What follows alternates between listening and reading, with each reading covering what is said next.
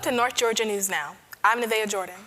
Coming up today in local news, a GNTC senior is paving the way for women in the field of welding. Voters will soon decide on a 4-year SPLOST fund. United Way recently honored area students for their volunteer efforts. In state news, a new bill will result in harsher penalties for drug dealers.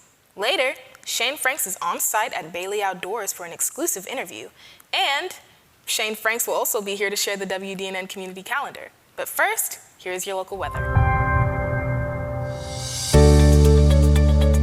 Today's local weather is brought to you by Built Well Bait.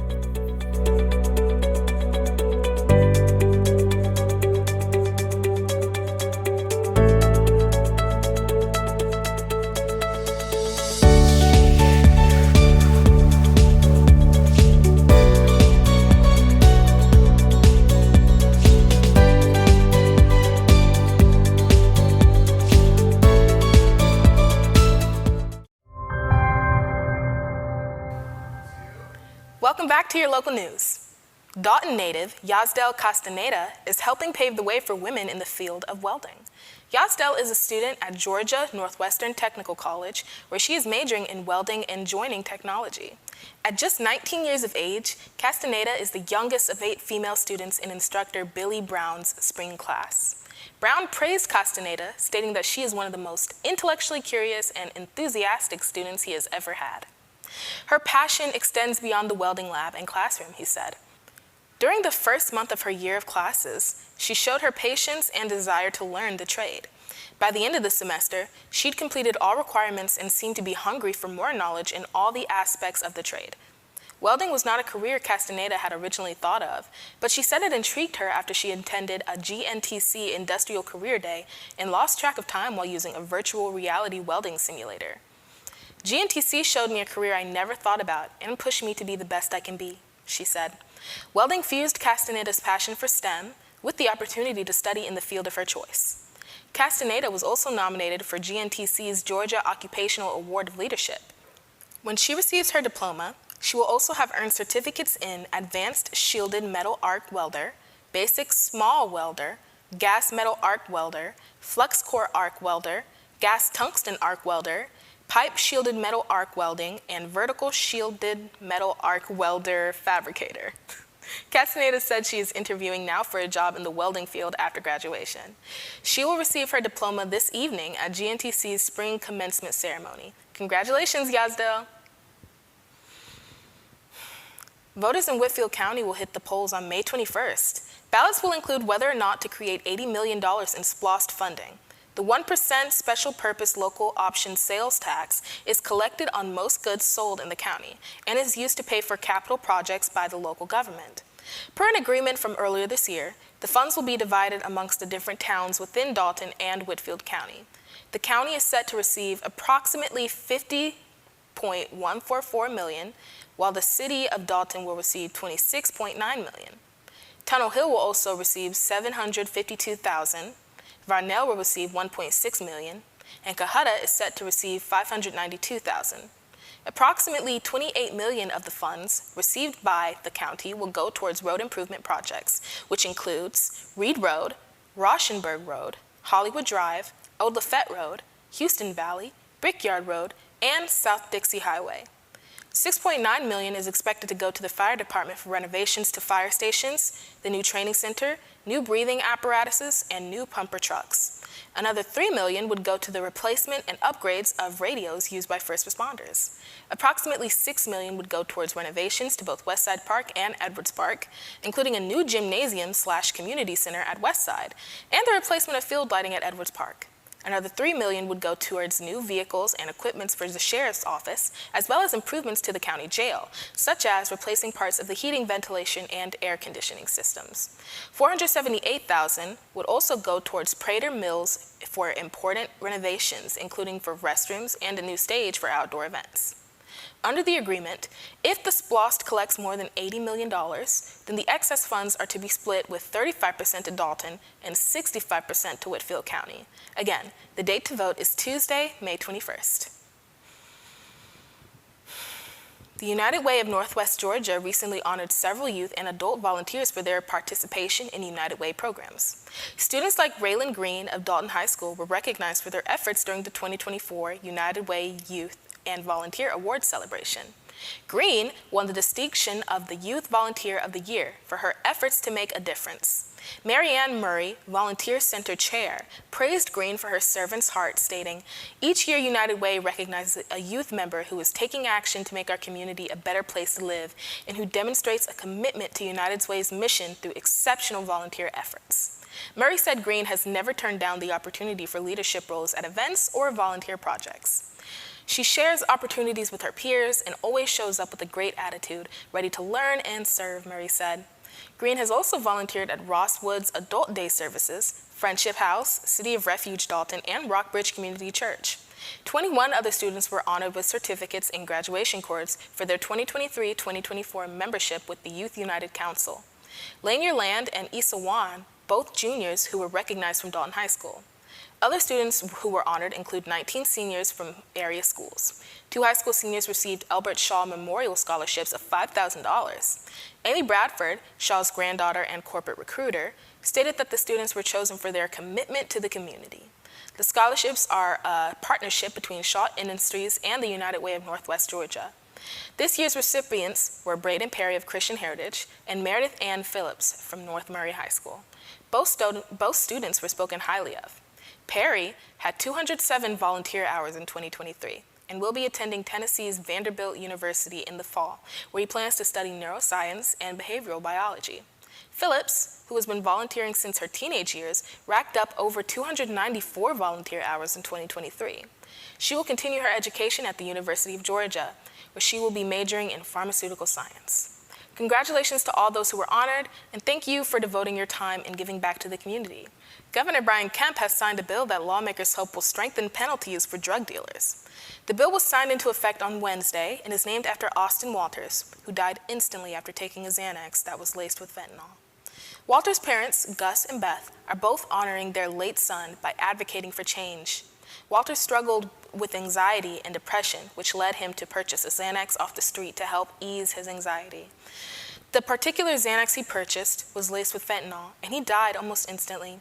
Walter's parents have done everything they could to fight for their son and hold the individual who provided him the medication responsible, even down to a Venmo transaction and address. However, they were told that it would not be enough for more than a misdemeanor due to how the law is written.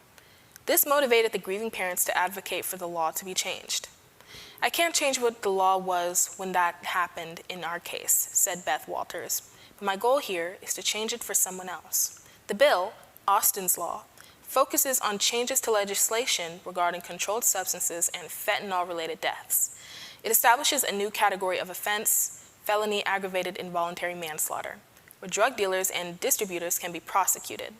Lieutenant Governor Burt Jones feels that Austin's Law will help save lives by fighting back against people who traffic deadly substances and help to combat the fentanyl crisis. Actions have consequences, and in Georgia, traffickers will be prosecuted to the fullest extent of the law, Jones said. Today's signing of Austin's Law marks a pivotal moment in our efforts to end this deadly epidemic. When we return, Shane Franks is on site at Bailey Outdoors to show us a new line of outdoor power equipment to help make your summer mowing needs easier.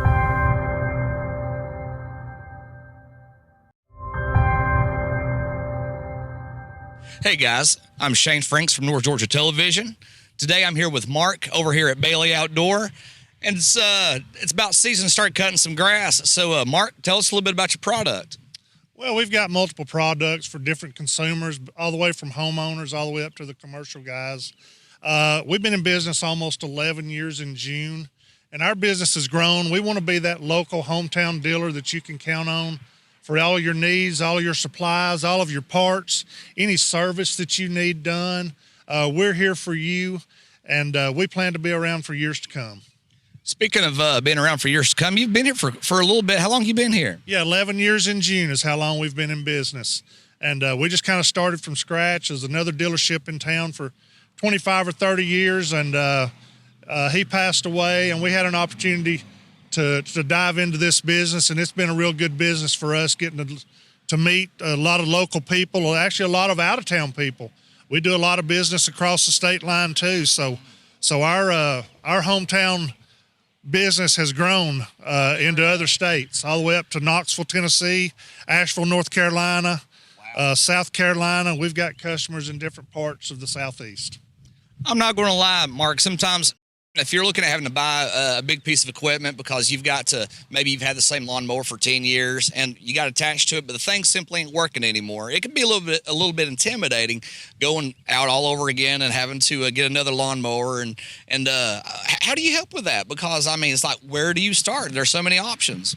Well, the first things we do is we get to know the customer, and that's what we want to do. We want to be known. We want a customer for life is what we're looking for. So what we do is we want to start with some of the basics, and then we want to try to best fit you into the needs for the mower that fits you. A lot of people come in just wanting, for instance, say, I want a zero turn. When we start talking about their landscape and a lot of slope, that could be a dangerous piece of machinery to put somebody on. Just because they want it don't mean that's what they really need. Absolutely. So we want to throw some different options at them and some different price ranges and different deck widths. And let's just see, what's their, maybe time in the seat is most important to them. Yeah. How little time can I be? Because I've got small kids, we're playing sports, we got church and different things like that. So we try to ask a lot of the right questions to fit the customer. I think that's very important, and I'm just being honest here. I come by here a whole lot, holler at Mark, and there's been times where I've honestly seen this man trying to talk somebody into a more affordable unit. They wanted the more expensive one, but he took time to listen to what they were saying, and he's like, you're not going to be happy with this. And I think that's very important because, some people look at making a sale right now, but like you said, making a customer for life, that there's a relationship involved in that. Of course there is, and because we want customers to continue to count on us, to keep them in a quality piece of equipment, to tell their neighbors, their friends, the people they go to church with, when they want to do business, they come to us because we care about each and every customer that walks in that door. I tell people we're not a used car salesman or a new car sales place. You come in the door looking for a F-150 Ford, and some people are trying to push you down to a Ford Ranger, and then other places are trying to send you out in an F-350 diesel. That may not be what you need. So we want to ask you the right questions. I imagine, Mark, that you have an array of different people that come through the door. You've got some people that are making a living doing this. You've got some people that have a 1 acre yard that they won't cut. So, I mean, what do you have to supply both of those needs? Because honestly, those are two completely different, sides of the cookie there. There are, and we have everything from a homeowner all the way up to the biggest commercial guys. We have them from a 349 push mower all the way up to a $22,000 zero turn. So we can fit your needs. We also carry multiple brands, and some customers are brand oriented. Yeah. Cub Cadet, which has been around since 1961, is going to offer the largest variety of mowers for anyone, all the way from the homeowner, from a standard riding mower and a zero turn, even with a steering wheel on it. Yeah. Cub is the only one that builds a zero turn with a steering wheel capability. Yeah. Nobody else builds that. Wow. So we can fit that need all the way up to commercial zero turns with steering wheels to hold a slope. We've got a 72-inch Doodley zero turn with a steering wheel that'll hold up to 30-degree slope. But we sell other brands. We sell Wright mowers. It's a small 36-inch, but Wright started out, they were the inventors of the stand-on mower. Oh, wow. So we've got the granddaddy of the stand-on mower here as far as brand, the most known brand in the stand-on. Other people have came into the stand-on mower because that seems to be the way the industry is shifting. Walk-behinds were a big things for commercial cutters, especially for a long time, but they're finding for space capacity on their trailers and trucks, stand-ons are helping with that because they take up less space. The other brands that we carry are Ferris. Ferris is a commercial-grade mower. They do have a couple of residential mowers. They're all zero-turn mowers, walk-behind, stand-on mowers. We also carry a Walker mower, which is behind me. It's a front-mount mower. Mm-hmm. The deck is out front, so it gets on slopes in the valleys and over the hills. It gives a more even cut. So the mower out front floats to the ground that you're mowing, so it gives a very good cut. We also sell Red Max outdoor power products. Yeah. But Red Max is a commercial brand. Then we also carry the DeWalt, and DeWalt is a 20-volt and 60-volt battery-powered outdoor power equipment, trimmers, blowers, edgers, backpack sprayers. We have a variety of products there. Let me ask you this, Mark. If I'm having to have my vehicle, my lawnmower service, and I don't know how to fix the thing, do y'all do that here as well? Yes, we do. We are sales, parts, and service. We're that one-stop shop for everybody. And we want that one-stop shop to be where you come. When you think about lawn equipment, come here. People say, well, do you work on products other than what you sell? Home Depot Tractor Supply sells Cub Cadet. We take care of that warranty for you because we're an elite dealer. It takes a lot to be an elite dealer with Cub Cadet. You have to meet a lot of standards, and we do that. So we'll take care of it. They say, well, do you work on other brands? Because some of the other shops are backed up. We'll work on other brands. If we can get parts for it, we're here to take care of you because maybe the next time you'll look at one of our brands to buy.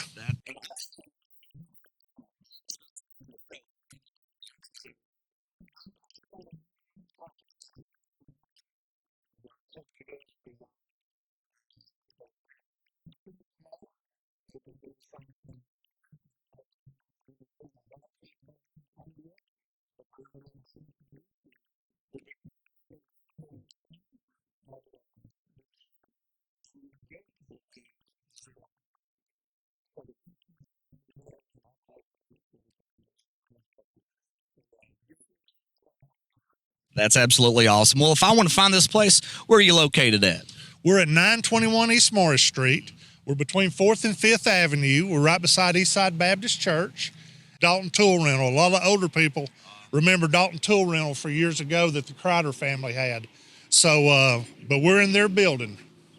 Well, it's been a pleasure, Mark, and thank you so much for having us. Thank you. Appreciate you. Absolutely. Well, there you go, guys. If you need do some lawn work and perhaps you need to get rid of your old clunker because it goes chitty, chitty, bang, bang more than it does go chop, chop, come on by Bailey Outdoors. God bless. Thank you, Shane, for that interview. When we return, we'll share WDNN's community calendar. But first, here are the obituaries.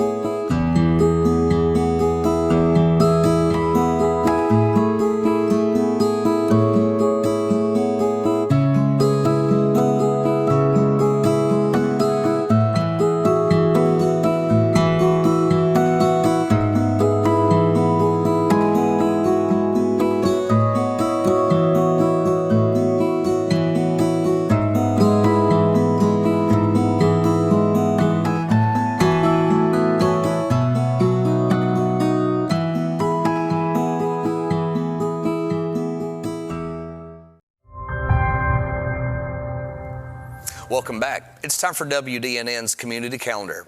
Here are some things that are going on in your neck of the woods. Dollar Day is coming to Ringgold on May 11th from 9 a.m. to 5 p.m.